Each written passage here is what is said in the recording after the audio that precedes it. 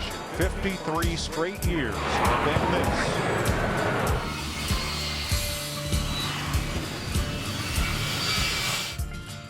Mike, you said we've seen fire, we've seen rain.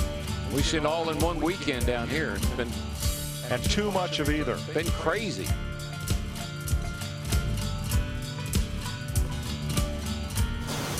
It was off-road diesel fuel for the truck and then jet fuel for the dryer down there in turn number 3. It was so, look how intense that is.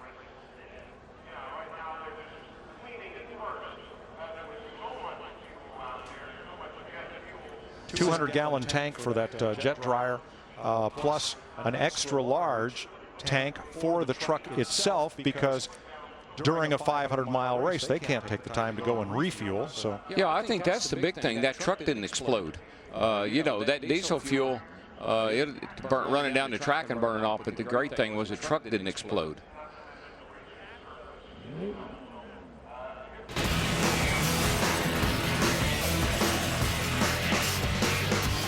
Need to be up high where you can see the whole track. And Roger's a great spotter, and he's a great cheerleader for his teams. And you get a great overview of everything going on. You can see the car around the track. You can see it in the pits. So I think it's a great vantage point for someone like Roger, as knowledgeable as he is, to be up there, be able to analyze that situation and make the right call, and hopefully we'll get back to racing. All right, we'll get an update from NASCAR shortly. One of the great things about this type of fire is that most of the flame, most of what you see burning, is not the liquid fuel, but it's the fuel vapor, which hopefully above the asphalt, hopefully has not done any real damage to the racing surface. Well, it looks pretty good just from what I can see from here. I mean, it's certainly not all buckled up or crumbled up, or you don't see any really gouges in it or anything. So that's encouraging. A 48-minute delay. And today NASCAR made the decision not to keep the fans all day here in the rain, but move the race to 7 p.m. tonight. And now a new use for laundry detergent. You know, back in the day, not too many years ago, that was a good, that could have got them all that they wanted. Yep, they sponsored you when you won the 500. They were on the, that's right. So a little water and a little detergent. Garden spreader. Whatever it takes. And the wheel ran off after a pit stop. Picked a fine time to leave me loose wheel that day. Now they're watering down that fuel spill, and then we'll add some of that detergent to it. Try to sweep it away, because if you leave the fuel there, then you've got an incredibly slippery surface for cars entering that banking at high speed. Yeah. Can't do that. 4. Think about Talladega. I mean, he was right there. And a matter of fact, we thought that day probably sewed up him getting a big sponsor for the rest of the year. They kept that team in business. So, yeah, that team they've shown a lot of speed on these restrictor plates.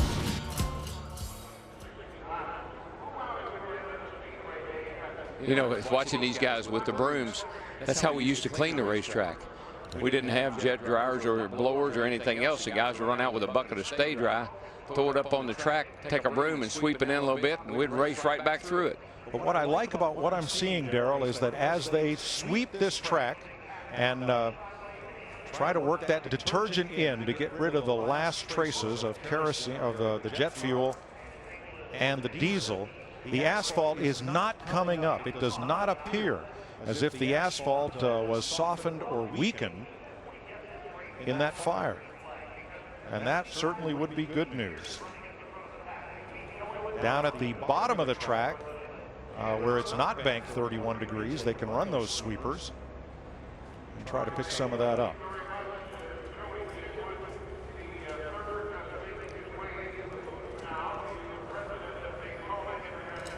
So cleanup continues under this red flag that approaches an hour for Juan Pablo Montoya's incident with the safety truck up there in the corner.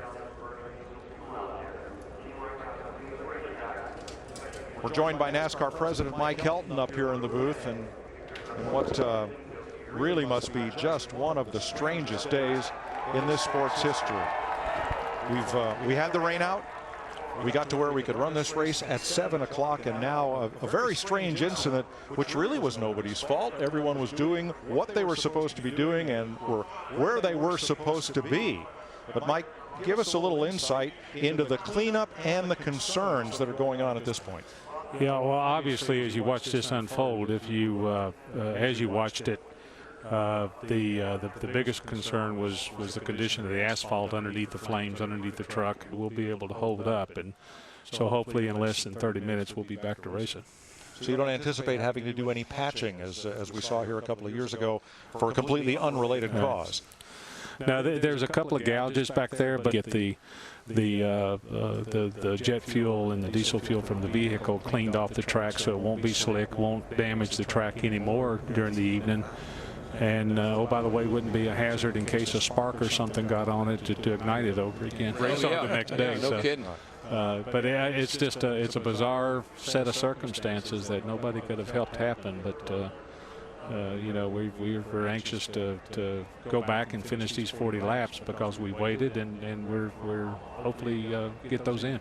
Mike, we're confident that this is going to be good. Our weatherman's cooperating. My crew came out here to the backstretch in turn 3 as soon as we got done talking to Juan Pablo Montoya. Pretty amazing effort out here, to tell you the truth. Pallet after pallet of this oil absorbent, or what we call speedy dry, has been put down on the racetrack. I've counted about 35 emergency vehicles, between 10 and 12 different track workers with push brooms. After this went down, a different white absorbent material was put down before they started the pressurized hose. And also, when we first got here, the smell of jet fuel was really pungent, thick in the air. Right now, you can't smell that jet fuel smell at all. So they're making a lot of progress out here. Thank you, Steve. We're in the rinse cycle now. And sorry, there's nothing funny about what happened up there in turn number 3 as Juan Montoya's car broke, slid up the track under caution, and impacted a safety vehicle that was towing a jet dryer. NASCAR officials have just come in and told us that the driver of the jet dryer truck has been treated. The last 4 ought to get real entertaining when it comes. So I'm not sure that there's not going to be any tandem racing. I think there probably will at the end, but I think I think for the most part we're very pleased with the performance. Master Twitter person back on the backstretch, what was the latest thing?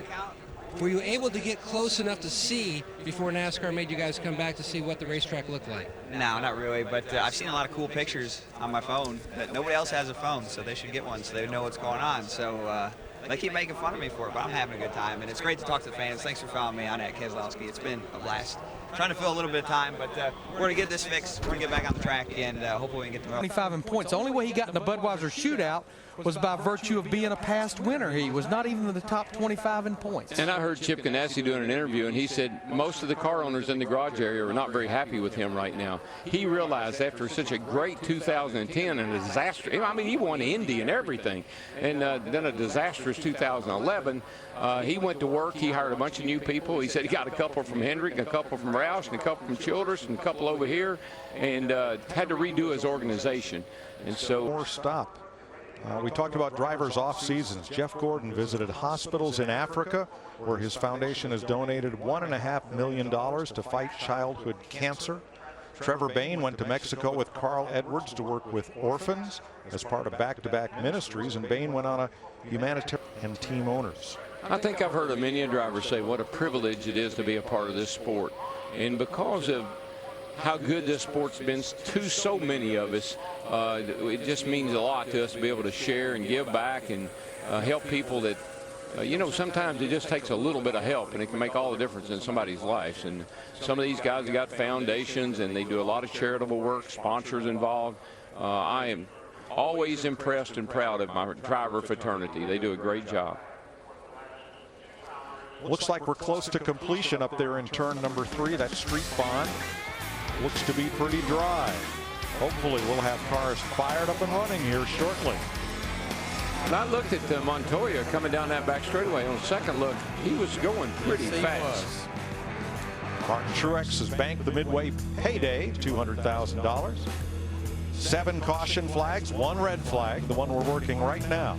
But there are still 29 drivers hopeful of winning this race. And another 8 or so that are multiple laps down and trying to make it to the finish.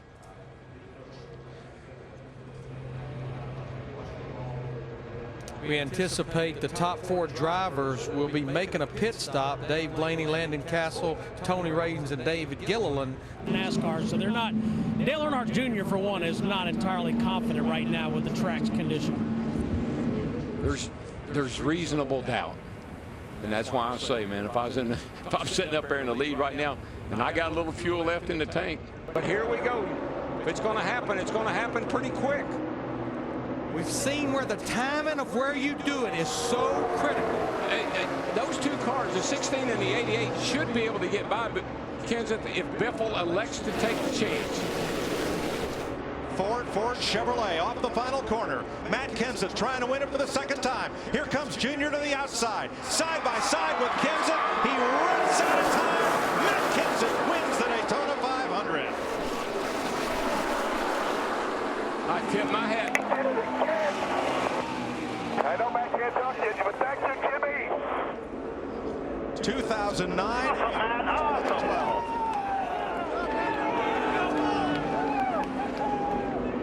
I tip my hat to Greg Biffle, though. He could have jumped out of line, but he honored his teammate.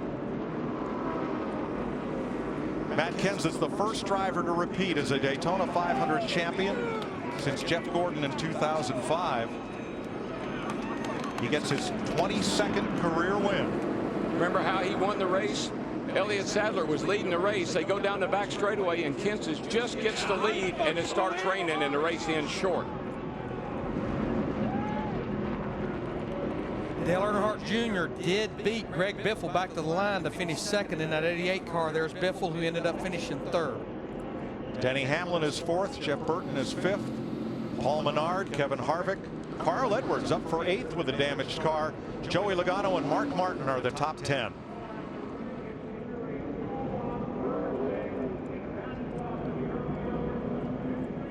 Great job by Mark Martin to get a top 10 finish. Driving for Michael. Good job, buddy. And Dave Blaney, who led during that long red flag period, winds up in the top 15 for Tommy Bolton. Pretty good day for that team.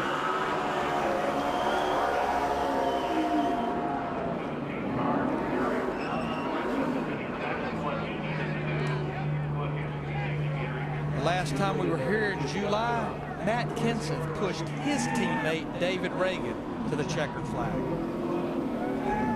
And Matt Kenseth gets to play capture the flag here in Daytona. These guys, 3rd, 4th, and 5th, all.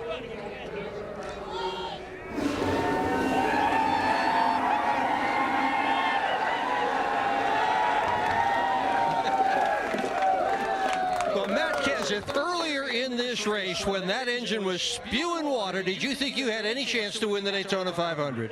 Not really. We had a lot of problems today. We had the engine spew out water, and we had a little bit of fuel problem. We lost a tachometer, lost our radios, and I couldn't talk. I could hear them, so that was good for them guys. But what a great race. I really need to thank Greg Biffle. Did a great job working with me today. We both had really fast rockets. I think it's just ended up who was in front at the end. And I also thank Sprint, Best Buy, Zest, Ford Motor Company, Valvoline, Gatorade, and Citizen Watches. I appreciate all their support, and I can't believe we're standing here twice in 1 week. Tell us about Greg Biffle sticking behind you. Is that a matter of friendship? Is it a matter of teammate, or 2 guys driving Fords? I think it's a combination of everything, but really it's a combination of what was going to give us both the best finish, you know. And I think when I pull up in front of him and he'd push me and we could get behind me, that was a big key. We could just be going so fast by the time we got to the other end, and a lot of that is because of Doug Yates in the engine room. This stuff was awesome all weekend. Is there a happier man in America right now? There might be, but I don't know where he is. Congratulations to you. 2nd Daytona 500.